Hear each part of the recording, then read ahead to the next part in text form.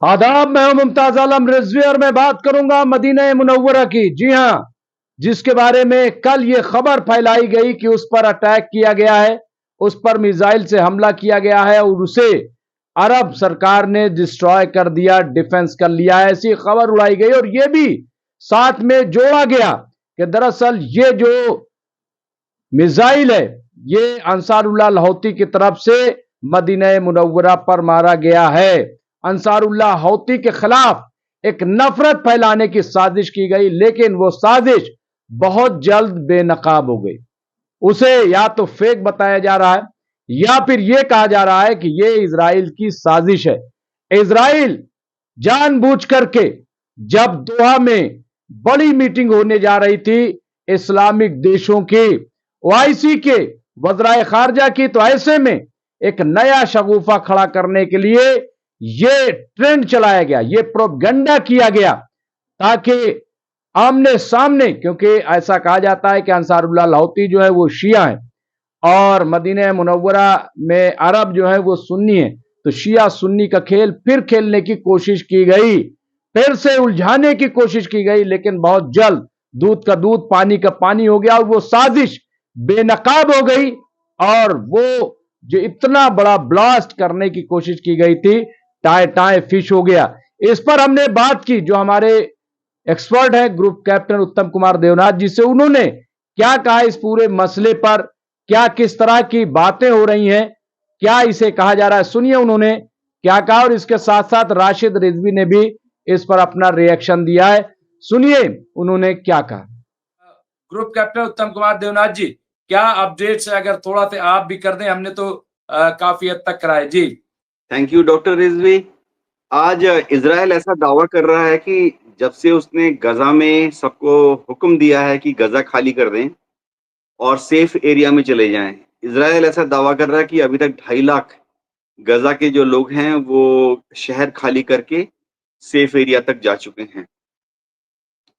अब ये खबर अच्छी है या बुरी ये बोलना मुश्किल है, लेकिन इजराइल ने पीछे से शरणार्थियों के लिए जो तंबू लगाए थे उसके ऊपर भी गलती से इजराइल कह रहा है कि 1-2 अटैक हो गए हैं।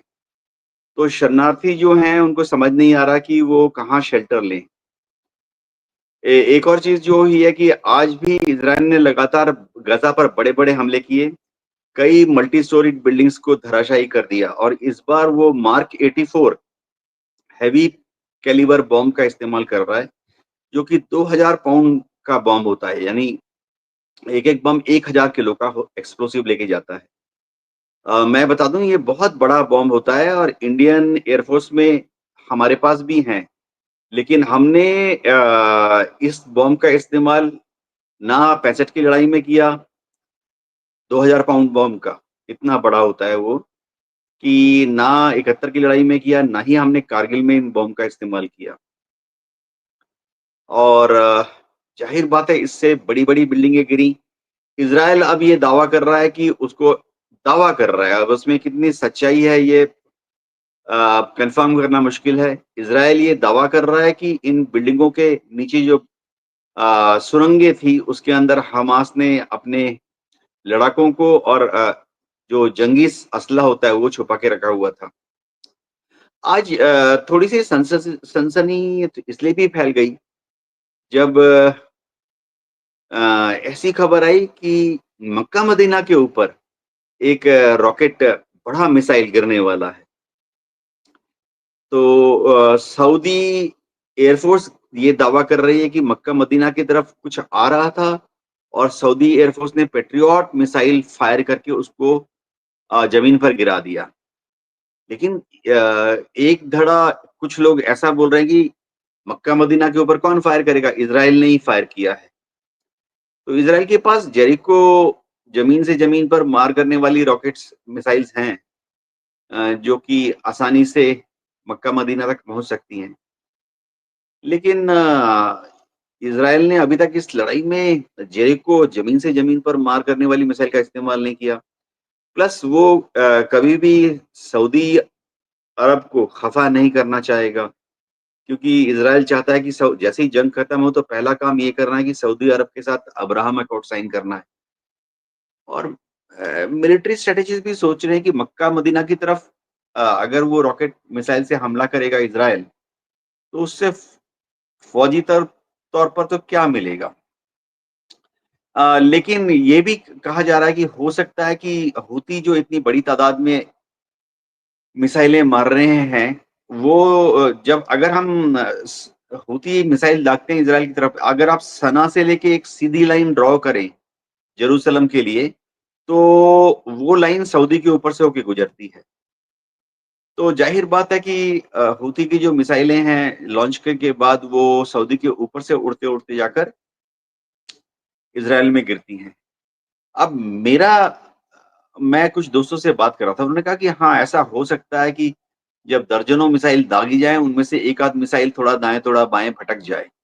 हो सकता है कि इन्हीं में से कोई भटकी हुई मिसाइल, जो कि टेक्निकल वजह से दाएँ-बाएँ चली गई, वो शायद मक्का मदीना की तरफ गई होगी।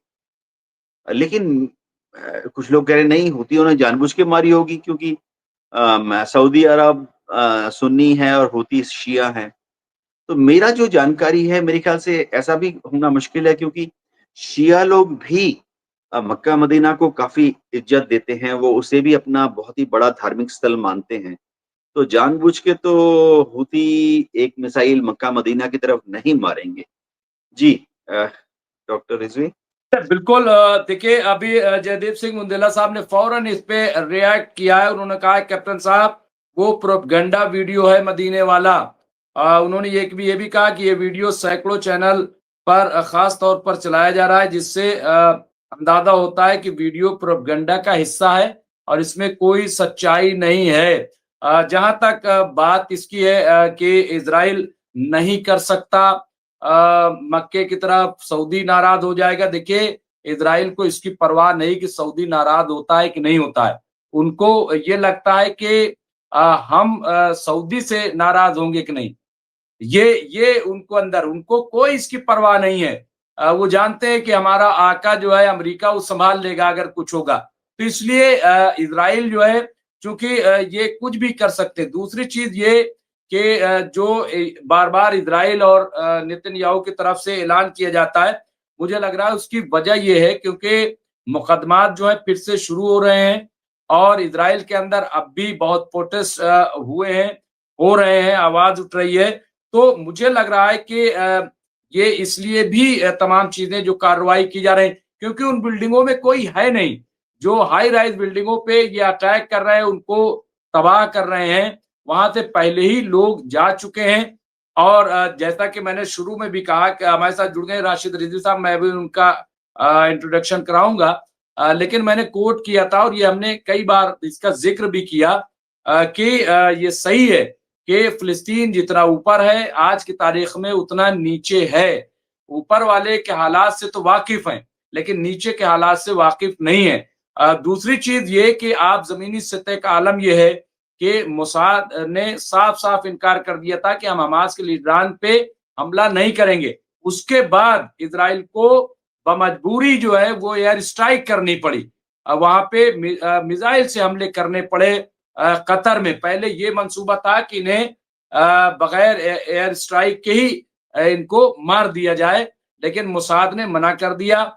आईडीएफ जिस तरह से यहाँ पे मना कर रही। तो बहरहाल मैं और चीजों पे आऊंगा, लेकिन इस वक्त नेतन्याहू का ये मामला है कि कैसे हम अपनी सुपरमेसी या उनका घटता हुआ वकार वो कायम रहे, वो बचा रहे।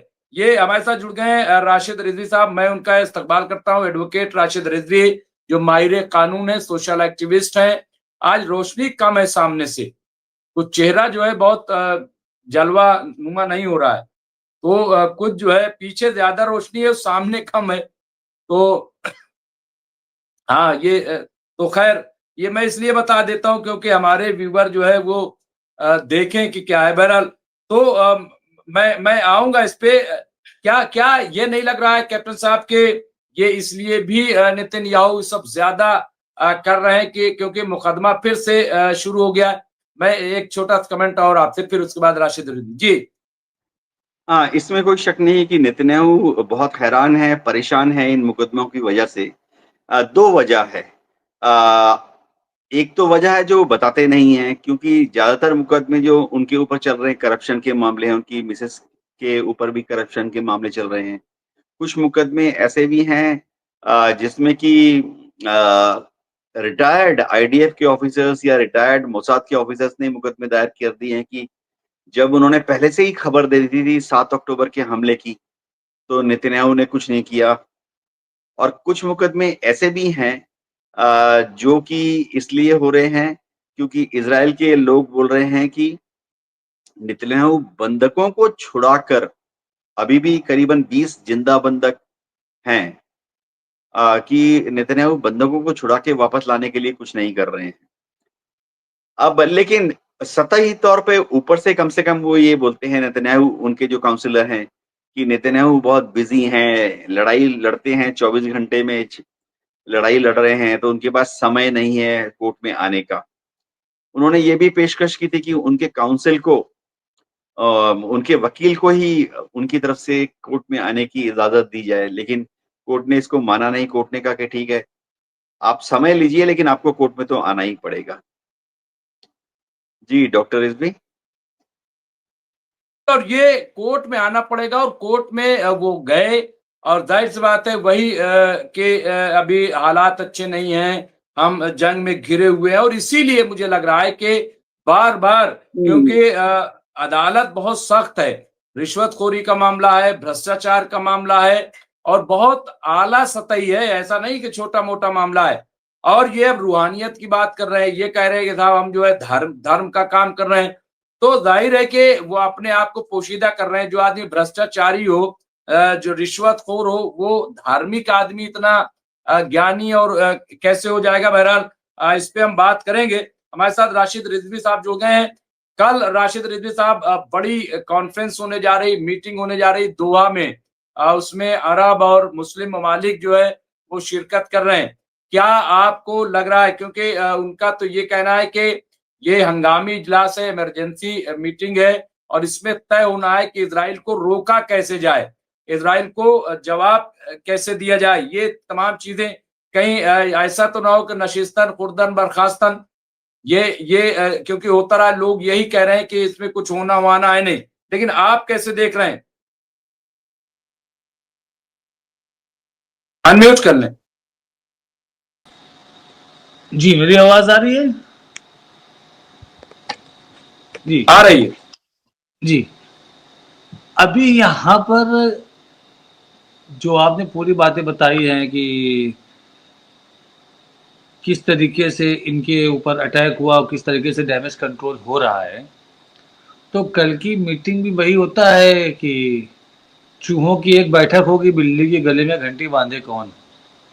थोड़ा सा और लाउड अगर बोले राशिद साहब, थोड़ा से। जी वैसे मैं कल तो माइक बुक कर दूंगा आपके लिए भी एक। जी, तो अब आवाज साफ आ रही है? आप बहुत क्लियर आ रही जी जी। तो अब ये हुआ कि ये मीटिंग उस चीज की निशानी है कि बिल्ली के गले में घंटी बांधे कौन, और जो घंटी बांधने वाली बिल्ली है उसको उस मीटिंग में बुलाया भी नहीं गया। सबसे ज्यादा फोकस इस बात के ऊपर है कि जो इनकी ट्रम्प से मीटिंग है, उसमें ये ट्रम्प से कमिटमेंट लेंगे कि मेरे ऊपर दोबारा ऐसा हमला नहीं होना चाहिए। इससे ज्यादा कुछ नहीं हो सकता है। और ट्रम्प कमिटेड भी हो जाएंगे कि हाँ होगा, नहीं होगा अब, और दोबारा हमला फिर होगा। फिर ट्रम्प कहेंगे कि आई एम सॉरी, वो हमको कोई इंफॉर्मेशन होती तो मैं उसको रोक देता, जैसे उन्होंने अभी कहा है। इनकी इतनी सिक्योरिटी, इतनी आर्मी बेस बना के दे दिया। किस बेस पे दे दिया? कतर की सिक्योरिटी के लिए दिया ना, तो उसकी बात कैसे हो गया? कतर की सिक्योरिटी, ओमान की सिक्योरिटी, सऊदी अरेबिया की सिक्योरिटी, इन सबकी सिक्योरिटी के जिम्मेदार और गारंटर अमेरिका है। इसीलिए हर जगह एक बेस के लिए उन्होंने अपनी जगह दे दी। ठीक है, अपनी आर्मी आप रुकवाइए और हर तरीके से हमारा आप सपोर्ट करो, हमारा आप हर, चाहे ईरान हो, स्पेशली ईरान है, अभी हम खुल के बोल रहे हैं, स्पेशली ईरान है कि आप मेरा उसे सपोर्ट करना अगर वो कभी हम पे अटैक करने की कोशिश करे। जैसे कि बहरीन में आप देखिए, बहरीन में कितना चला, ईरान सपोर्ट कर रहा था बहरीन के इंटरनल लोगों को, सऊदी अरब को ओपनली सपोर्ट कर रहा था, टर्की कर रहा था, आपका इजराइल कर रहा था, अमेरिका कर रहा था। उसके बाद ये बहरीन के लोगों ने बहुत मिसाइल और रॉकेट लॉन्चर मारा सऊदी अरब के ऊपर। लास्ट में सऊदी अरब को उस जंग से पीछे आना पड़ा, जंग को रोकना पड़ गया। तो यहां पर खतरा किससे है? आप किससे मानते हैं खतरा? खतरा इनको किसी और से नहीं है। और खामनाई साहब का एक स्टेटमेंट शायद आपको याद हो, कैप्टन साहब को शायद याद हो, खामनाई साहब ने कहा था कि अमेरिका दुश्मनों के लिए ज्यादा खतरनाक नहीं है जितना दोस्तों के लिए खतरनाक है। अमेरिका को खतरा दोस्तों से, मतलब दोस्तों को अमेरिका से ज्यादा खतरा है, न कि उसके दुश्मनों को। वही चीज, वही सूरत हाल आपके सामने आ रही है। कतर उनके अच्छे दोस्त थे, उन्होंने उस पर अटैक कर दिया कि हमको हमारा टारगेट अचीव करना था, इसलिए हमने उन लोग को मारा। हमने उस दिन कहा था कि इसमें कोई दो राय नहीं है, एक डाउट का कॉर्नर यहाँ भी क्रिएट होता है कि ये बात कतर की जानकारी में रही हो। ये सब जो हो रहा है वो सारे ओआईसी के मेंबर को दिखाने के लिए भी ये ढोंग चल रहा हो, पूरी स्क्रिप्ट लिखी जा चुकी हो। हम लोग तो वो है जो सामने हमको पिक्चर में दिखाया जाता है वो हम देख रहे हैं। शोले का गब्बर अगर हम पहली बार पिक्चर देखेंगे तो अमजद खान को बहुत निगेटिव मानेंगे, अरे बहुत बड़ा डाकू है, वो खतरनाक है। लेकिन वो पिक्चर लाइन से बाहर कितना अच्छा आदमी है ये हम नहीं जानते। तो जो हमको दिखाया जाता है वो हम देख रहे हैं। अभी ये चल रही है, अभी फ्राइडे को वापस से मीटिंग है, फिर डिनर पार्टी है। अभी आप देखिएगा वो डिनर पार्टी के बाद ज्वाइंट कॉन्फ्रेंस होती, वीडियो ज्वाइंट कॉन्फ्रेंस होती है कि नहीं होती है, प्रेस कॉन्फ्रेंस लोग करते हैं नहीं करते हैं, उसमें कौन सा स्टेटमेंट पास करते हैं। और जहां तक नेतन्याहू की धार्मिक होने की बात है, आपने आज से नहीं, हमारे यहाँ का अगर आपने मेडिवल हिस्ट्री पढ़ा हो, एंशियंट हिस्ट्री पढ़ा हो, उसमें आप जा करके देख लीजिए कि नेताओं को छोड़िए, तब तो नेतागिरी भी नहीं थी। बादशाहों ने अपनी बादशाहत धर्म के नाम पे बचाई है। नेतन्याहू तो अपनी कुर्सी बचाने की कोशिश कर रहे हैं धर्म की आड़ में कि मैं पक्का यहूदी हूं, मैं सच्चा यहूदी हूं, और मैं जो कर रहा हूं जेरूसलम के लिए कर रहा हूं, यहूदी के लिए कर रहा हूं। एक कॉर्नर होता है जातिवादी एंगल का, उन्होंने किस किस चीज का एंगल नहीं लिया। ये देखिए, राष्ट्र की सुरक्षा का एंगल उन्होंने उठाया कि हमको सुरक्षा का पूरा अधिकार है, हम अपने लोगों की रक्षा के लिए कहीं भी हमला कर सकते हैं। फिर वो सीधे धर्म पर अटैक कर दिए कि हमारे धर्म पर अटैक किया है ईरान ने, हमको धर्म बचाने का पूरा अधिकार है, हम उसके लिए लड़ रहे हैं।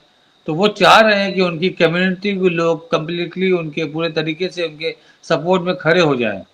और कोर्ट कहीं की भी इतनी बुरी नहीं होती है कि एकदम हार्ड एंड फास्ट रूल लेके खड़ी हो जाए। हर जगह की कोर्ट में कहीं ना कहीं अपने हेड के लिए फ्लेक्सिबिलिटी रहती है। इनके ऊपर बहुत सारे चल रहे हैं केसेस, इनके हटाए हुए जो अध्यक्ष थे सेना के, उनको उन्होंने हटाया, वो चले गए कोर्ट अपने राइट के लिए। तो वो चलता रहेगा, ये प्रोसेस चलता रहेगा। कोर्ट इनको सही मान के राष्ट्र सुरक्षा के नाम पर इनको सही ठहरा देगी, ठीक है कोई बात नहीं।